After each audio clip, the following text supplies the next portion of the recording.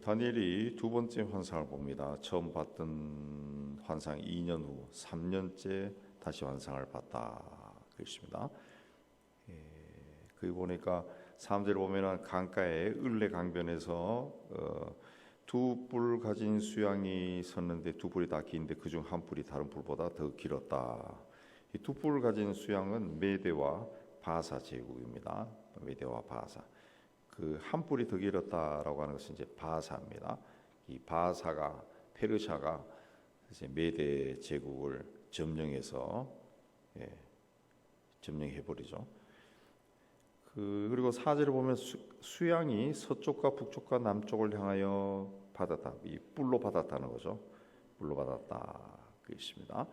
이 서쪽은 이제 그 페르시아 제국의 서쪽으로는 바벨론, 시리아, 소아시아, 터키를 정복하고 북쪽으로는 이제 아르메니아, 카스피해 지역까지 올라가고 남쪽으로는 이제 그 이집트까지 내려가죠. 이집트, 에티오피아까지. 그래서 거대한 제국을 이뤘다는 그 원하는 대로 행하고 강하여졌다. 근데 5절에 서쪽에서 수용소가 등장합니다. 두 눈 사이에 현저한 뿔이 있었다. 이 수용소는 헬라 제국 그리스를 상징합니다. 현저한 뿔은 알렉산더 대왕을 이야기합니다. 알렉산더가 이제 페르시아 제국을 정복하죠. 근데 8절에 가면은 이 큰 뿔이 꺾였다. 알렉산더가 죽죠. 33살에 죽고 그의 휘하의 장군들이 나라를 넷으로 나눠서 가집니다. 현장 뿔넷이 하늘 사방으로 향하여 났더라 그랬습니다. 그중 한 뿔에서 작은 뿔이 나서 남쪽과 동쪽과 영화로운 땅을 향하여 심히 커졌다 그랬습니다. 그중 그 한 뿔에서 이제 또 안티오코스 에피파네스 지난 7장에 나오는 그 왕이 등장해서 현저히 커졌다.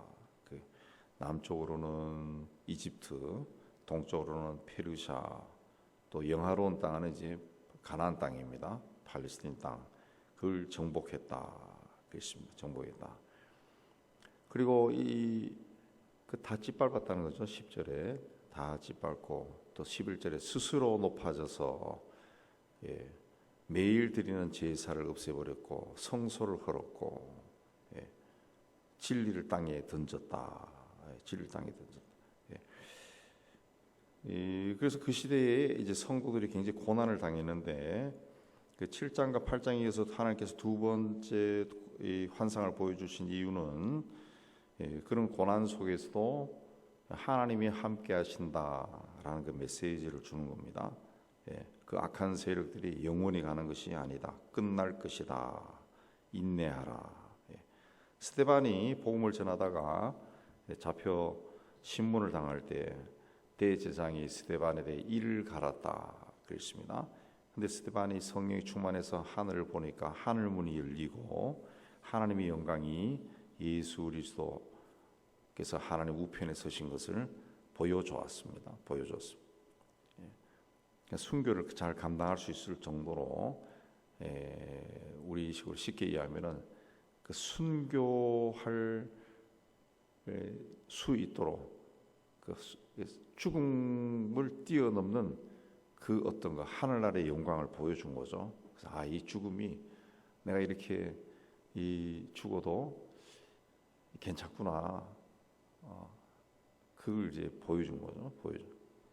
우리가 시련이 아주 극심할 때는 우리가 하나님 앞에 기도하고 하나님을 찬양하고 나갈 때는 하나님께서 그걸 견딜 수 있는 그 어떤 것을 우리에게 말씀하시고 보여주시죠. 그 17절에 가면은 이 환상은 정한 때 끝에 관한 것이다. 그렇습니다. 정한 때 끝이다. 그러니까 시련은 때가 기간이 있다는 거죠. 그리고 반드시 끝이 있을 것이다. 14절에 보면은 이 시련의 기간은 2300주야다. 2300주야를 2300일이다. 그렇게도 이야기하는 사람도 있고 2300을 낮과 밤이라는 시간 나누기를 해서 1150일이다. 그럼 3년하고 한 70일 정도. 7장에서는 한때 두 때 반때 그러니까 한때가 하나요. 두 때면은 둘입니다. 그래서 3년이죠. 그걸 해서 3년 반이다. 7장에서 그랬고 여기는 2300일이다. 그러니까 이제 실현의 기간이 길지 않다는 겁니다. 끝날 때가 있다. 고난이 오래되면은 그 마음속에 원망이 생깁니다. 불평이 나오고 시험에 들기 쉽습니다. 근데 그래서 그런 사람들이 향해서 원망하지 말고 시험에 들지 말고 끝까지 인내해라. 욥의 고난을 봐라. 끝까지 견디는 자에게 하나님이 복을 주지 않겠냐. 그 메시지를 이제 주는 거죠. 23절에서 25절에 이 작은 뿔이 얼마나 하나님의 백성들을 괴롭히는지 그걸 보여줍니다. 그래서 엄청나게 파괴하는데 그 권세가 강할 것이나 자기 힘으로 말미암는 것이 아니다. 자기가 하는 것이 아니라 사탄이 하는 거죠. 사탄이 하는. 그가 어떻게 하는가? 11절에서 쭉 내려왔고 11절에서 내려오고 7절에도 그러고 11절에서도 제사를 없애고 성전 제사를 없애고 안식일을 폐하고 성경을 찢어서 불사르고 진리를 땅에 떨어뜨렸다라고 하는 것이 성경을 찢어버렸다는 거죠. 하나님의 성전에서 성소를 헐어버렸다. 그런 그 악한 짓을 많이 했다는 거죠. 그래서 이 성전을 짓밟았다. 근데 그런 일을 해도 그 한때뿐이라는 거죠. 그 세월이 지나간다. 세월이 지나간다. 우리가 이제 나이가 들면 다 하는 이야기가 언제 세월이 지나갔는지 모르겠어요. 언제 세월이 지나갔죠. 그런 말들 다 하죠. 이제는 얼마 전에도 우리 친구들을 만나니까 교수한 친구들이 많은데 다 은퇴했죠. 그러니까 언제 세월이 지나는지 몰라. 하나같이 다 그런 말이. 언제 세월이 이렇게 지나는지 모르겠다고. 세월이 다 지나갔죠. 항상 하는 말이 옛날에 우리 아버지보다 나이가 더 많아진 것 같아. 그런 이야기하죠. 우리 어렸을 때 친구니까 우리 어렸을 때 아버지가 나이 많아봤자 뭐 40대 후반이고 50대 초반인데 우리 아버지보다도 다 나이가 많은 그런 시대가 되어버렸죠. 그 세월이 그렇게 지나간다는 거죠. 세월이잖아요. 아무리 사단이 아무리 악한 일이 일어나도 지나간다. 이 사탄의 특징은 파괴입니다. 파괴. 거짓의 압이고 파괴죠. 파괴하는 겁니다. 가정을 파괴하고 관계를 파괴하고 그래서 형제자매 한 부모 밑에 자란 형제자매 사이의 관계도 파괴하고 또 성도 간의 관계도 파괴하고 서로 미워하게 하고 판단하게 하고 원수 믿게 하고 이런 것들이 사단의 전략이죠. 전략입니다. 25절에도 그래서 그가 꾀를 베풀어 제 손으로 속임수를 행하고 마음에 스스로 큰 체하며 평화로운 때에 많은 무리를 멸하며 스스로 서서 만왕의 왕을 대적할 것이다. 만왕의 왕을 대적한다. 이 하나님을 대적한다는 거죠. 하나님을. 그가 사람의 손으로 말미암지 아니하고 깨지리라. 깨지리라. 이 공산 정권들이 이런 일을 하죠. 이런 일을 얼마나 많이 합니까? 공산 정권들이 이런 일을 하고 하지만 그들이 만왕의 왕을 대적하지만은 그들이 사람의 손으로 말미암지 아니하고 스스로 깨어질 것이다. 그렇습니다. 공산 정권에서 행하는 그 일들이 그 들려오는 소식만 보더라도 정말 악한 것이 많습니다. 그러나 언젠가는 끝이 난다. 그 사람이 삶이 금방 끝나는데 그 영원히 갈 것처럼 그 행하는 것이 이제 악한 자들의 특징이죠. 자, 오늘날에도 사단은 하나님께 예배하는 일, 하나님의 말씀대로 사는 거, 그걸 자꾸 방해합니다.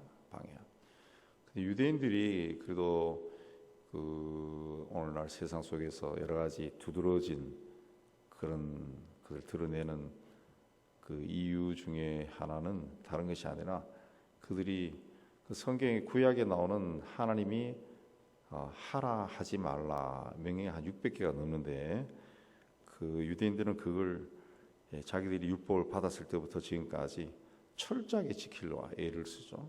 너무 철저하게 지키려 하다 보니까 이제 예수 그리스도를 이제 부정하는 일도 나오지만은 그래서 율법에 나오는 걸 철저하게 지키는 철저하게 지키니까 몸과 마음이 건강해지고 항상 올바른 곳으로 지나가고 달라지는 거예요. 오래전에 곽성희 목사님하고도 한번 할 때 그분이 한 이야기 들으니까 그 식사도 그분은 성경에 나오는 거 한다더라고요. 레위기에서 먹지 말라는 건 안 먹고 먹으라 한 건 먹고 그냥 90이 넘어도 막 건강하다니 힘이 막 넘친대. 힘이 생각이나 마음이 이런 게 막 굉장히 건강합니다. 굉장히 건강한데 그래서 하나님 말씀대로 하니까 먹는 것도 그렇게 하니까 굉장히 건강하더라. 우리가 하나님의 말씀이 살아있는 말씀입니다. 하나님의 영이시고 지금도 여기에 충만하게 거하시고 그 하나님이 우리를 다 아시죠. 우리를 다 아십니다. 그러니까 우리가 하나님의 말씀을 지키기 위해 애를 쓰면은 하나님의 은혜를 주죠. 근데 신약 성경은 이제 예수의 그 복음, 예수께서 세상에서 오신 일을 기록했지만은 요한이 이야기했듯이 그분이 하신 걸 다 기록하면 세상에 있는 책도 부족하다 그랬죠. 그리고 바울 서신서는 일종의 교리서죠. 그럼 인간이 세상을 살아가면서 어떻게 살아야 되느냐, 하나님을 어떻게 섬겨야 되느냐, 여기에 대한 이그샘플은 구약에 다 나옵니다. 구약. 한때는 개혁주의 신앙에서는 구약을 굉장히 좀 멸시했어요. 잘 안 봤습니다. 근데 구약 성경 자체가 하나님 앞에 어떻게 서야 되느냐, 하나님이 인간에게 원하는 게 뭐냐, 이게 그 예를 들어가서 굉장히 상세하게 기록되는 것이 구약이기 때문에 우리가 구약도 꾸준히 읽으면서 이렇게 살아야 되는구나, 이렇게 해야 되겠다, 그렇게 하는 것이 복을 받는 겁니다. 복을 받는. 사단의 세력은 오늘날에도 우리가 하나님 앞에 서는 것을 많이 방해합니다. 예배 드리는 것에 예배에 대해서 여러 가지 변명을 대서 예배에 자꾸 빠지게 만들고 또 말씀 읽는 것도 방해하고 텔레비 인기 드라마는 1시간 동안 눈동자도 돌리지 않고 보지만은 성경 1시간 읽는 거는 되게 힘들거든. 이게 다 그 영적인 존재가 우리에게 그렇게 하나님께 열심을 내는 걸 방해하는 거죠. 방해하는. 그러나 우리는 그런 것들을 알고 이 말씀에 나오지만 속임수를 행한다 그랬어요. 그런 걸 알고 하나님 앞에 열심을 내야 돼요. 열심을 내야 돼요. 세상은 언젠가는 다 끝납니다. 우리가 풍요로움을 누리고 있지만은 이 풍요로운 세상이 끝난다고. 개인이 삶이 끝날 수도 있고 역사 자체가 끝날 수도 있습니다. 예수께서 오시면 역사가 끝나는 것이고 그 이전에 내 개인의 삶이 또 끝날 수 있어요. 그러니까 언제 무엇이든지 끝이 있다라는 걸 생각하고 하나님 앞에 열심을 내는 여러분이 다 되시기를 주의 이름으로 축복합니다.